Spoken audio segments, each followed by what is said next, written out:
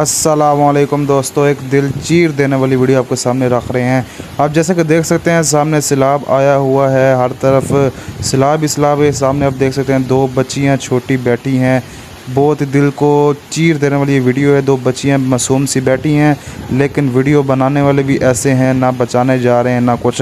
ये पता नहीं, शायद एक दिन पहले की वीडियो है, लेकिन दिखाने का मकसद ये था कि इंसानियत बंदे में हो और बंदा इन्हें बचाए ज़रूर।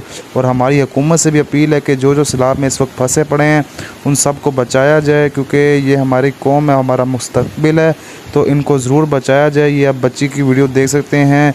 इंतहाई अफसोसनाक ख़बर है ये।